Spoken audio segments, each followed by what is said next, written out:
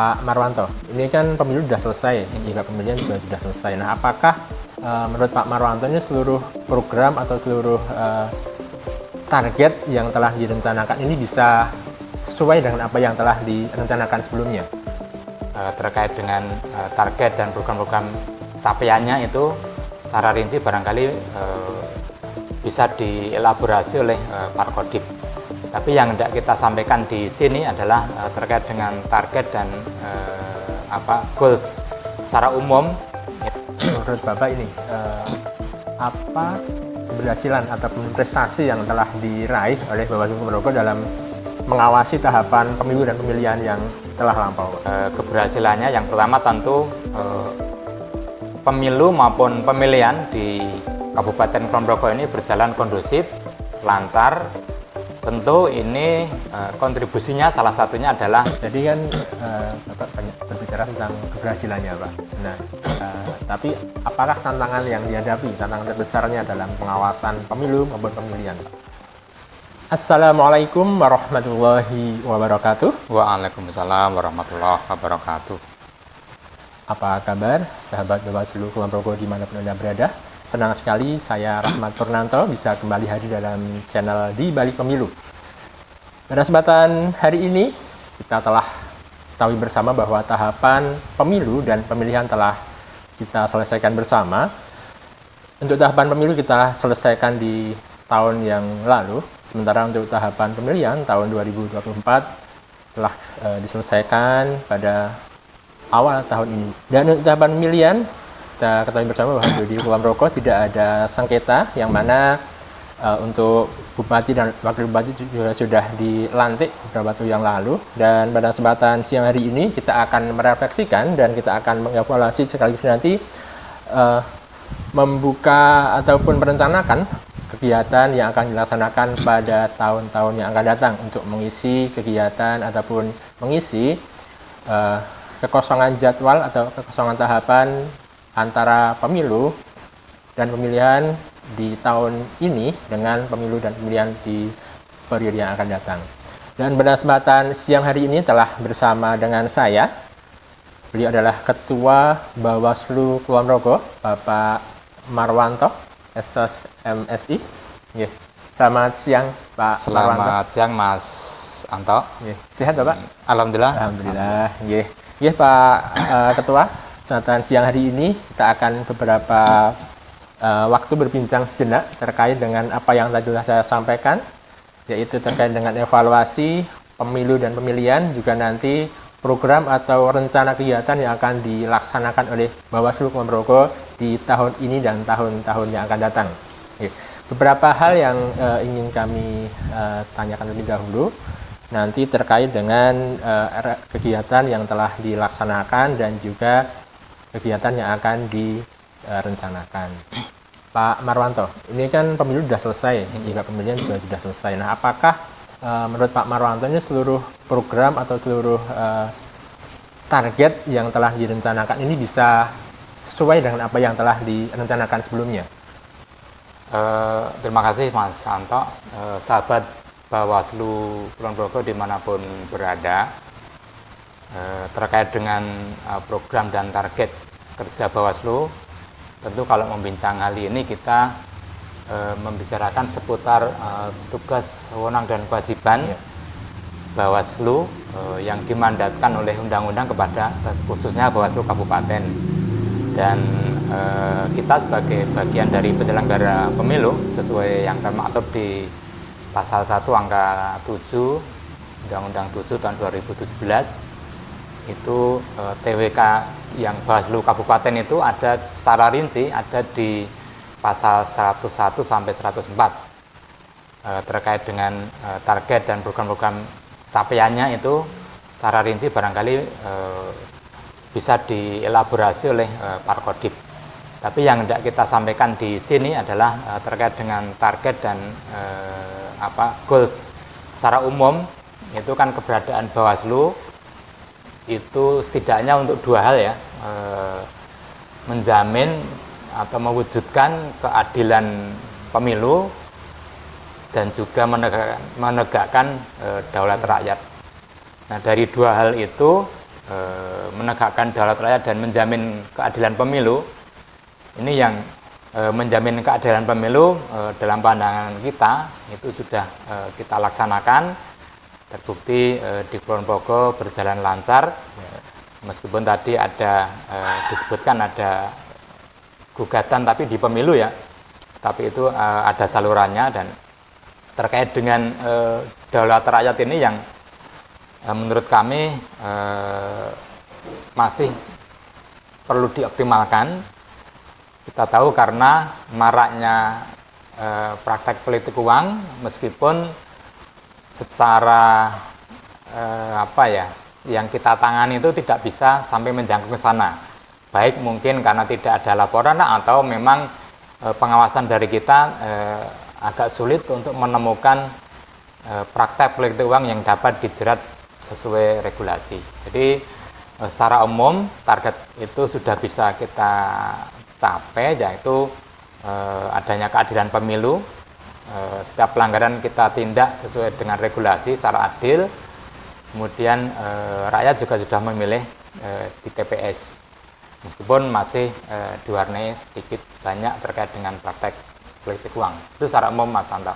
Ya, menurut Bapak ini apa keberhasilan ataupun prestasi yang telah diraih oleh Bawaslu Kulon Progo dalam mengawasi tahapan pemilu dan pemilihan yang telah lampau, Pak?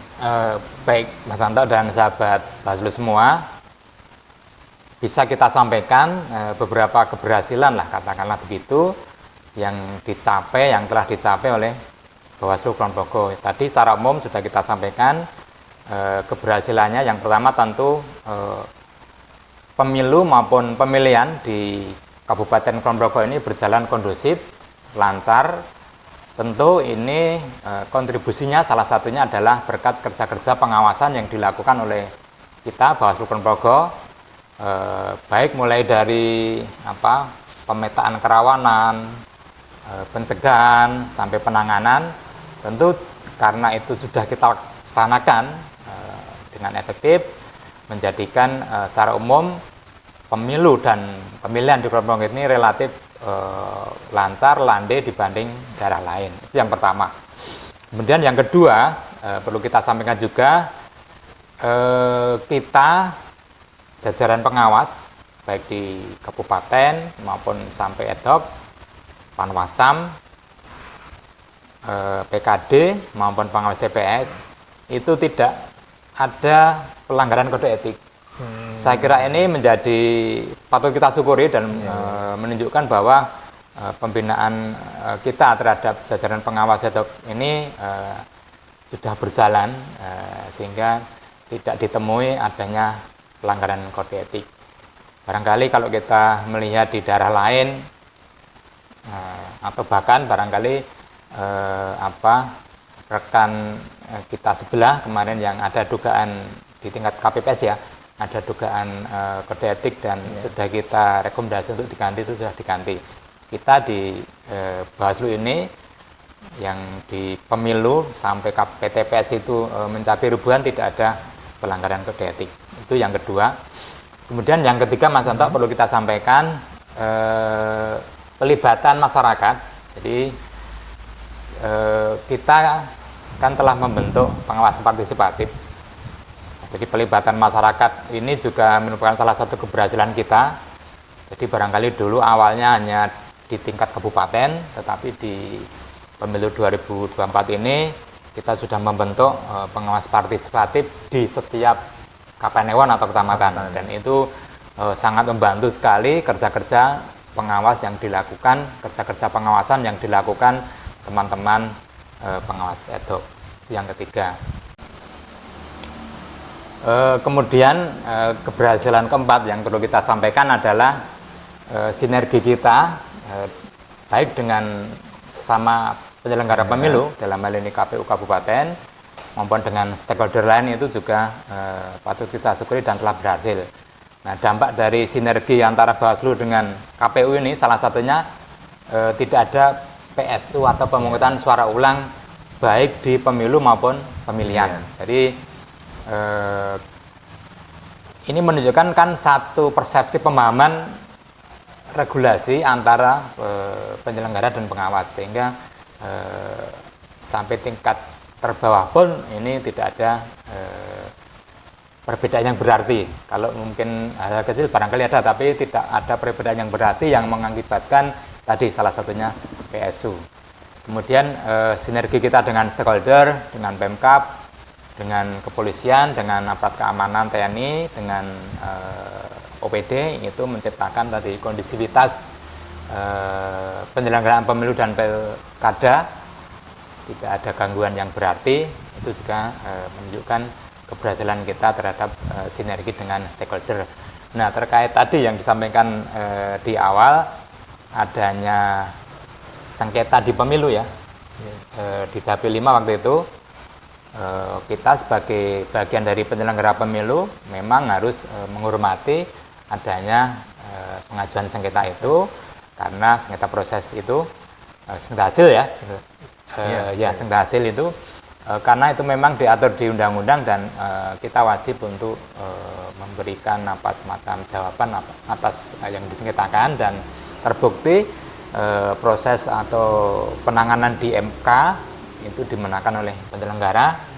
Artinya apa? Jadi artinya itu kan kerja-kerja KPU kabupaten maupun Bawaslu kabupaten di lokasi atau TPS yang disengketakan itu sudah benar. Sehingga secara umum memang ada keberhasilan di penyelenggaraan pemilu maupun pemilihan gubernur Bogor, terutama dari sisi pengawasan. Demikian, Mas. Jadi kan Bapak banyak berbicara tentang keberhasilannya, Pak. Nah, tapi apakah tantangan yang dihadapi, tantangan terbesarnya dalam pengawasan pemilu maupun pemilihan, Pak? Menurut saya, salah satu tantangan terbesar adalah menegakkan daulat rakyat dalam arti sesungguhnya. Jadi pemilu itu kan menurut definisi regulasi kan sarana pelaksanaan kedaulatan rakyat. Tapi ketika rakyat katakanlah menggunakan hak suaranya tidak berdasarkan sikap otonom mereka, hanya didasarkan mungkin iming-iming atau ada dasar berita yang tidak benar, itu kan tidak berdaulat lagi. Jadi mungkin salah satunya juga terkait dengan praktek money politik yang menurut saya itu kita belum punya formula yang tepat untuk mengatasi, baik dari segi pencegahan maupun penanganan. Jadi ketika rakyat hanya mencoblos hanya berdasarkan iming-iming, atau rakyat juga hanya mencoblos berdasarkan berita yang tidak baik, itu kan kalau itu dipengaruhi oleh berita hoax. Jadi selain mungkin praktek monopolitik, juga ke depan membuat pemilih cerdas, otonom, tidak terganggu oleh berita-berita hoax, itu menurut saya penting juga. Salah satunya PR kita adalah dua itu, jadi penanganan atau terkait dengan politik uang maupun berita hoax itu. Meskipun di Kulon Progo ini terkait hoax dan ujaran kebencian relatif minim daripada wilayah lain. Terus selanjutnya Pak, apakah Bapak sudah merasa bahwa Kulon Progo khususnya ini sudah bisa melaporkan ataupun menyampaikan hasil dari pengawasan pemilu maupun pemilihan secara akuntabel pada masyarakat, pada umumnya ya, atau pada pihak-pihak terkait gitu Bapak? Iya, beberapa data, arsip, informasi yang sifatnya tidak dikecualikan sudah kita sampaikan ke publik ya, baik lewat web kita maupun jika ada masyarakat yang meminta layanan informasi publik. Ini terkait informasi yang tidak dikecualikan, baik itu menyangkut dokumen, arsip maupun informasi lainnya, itu Bawaslu Kulon Progo sudah menyampaikan secara terbuka dan akuntabel, bisa disimak di web, maupun kalau ada masyarakat yang berkenan melakukan permintaan informasi publik bisa datang ke Bawaslu Kulon Progo, akan kita layani dengan sebaik-baiknya. Terima kasih Pak Marwanto dan sahabat Bawaslu. Kita tadi telah banyak berbincang dengan Pak Marwanto terkait dengan refleksi ataupun evaluasi dari pengawasan baik itu pemilu dan pemilihan yang telah dilakukan oleh Bawaslu Kulon Progo. Nah, untuk selanjutnya kita akan berbincang lagi dengan Pak Marwanto terkait dengan rencana ke depan dari Bawaslu Kulon Progo terkait dengan program ataupun kegiatan yang akan dijalankan, ya, Pak. Yang pertama saya ingin tanya gini, Pak. Ini pertanyaan yang sebenarnya sangat sering ditanyakan dimanapun ketika kita sosialisasi ataupun ketika kita melakukan tatap muka dengan masyarakat dimanapun itu. Nah, apa yang dilakukan oleh Bawaslu ketika tidak ada pemilu ataupun pemilihan? Nah, ini Pak.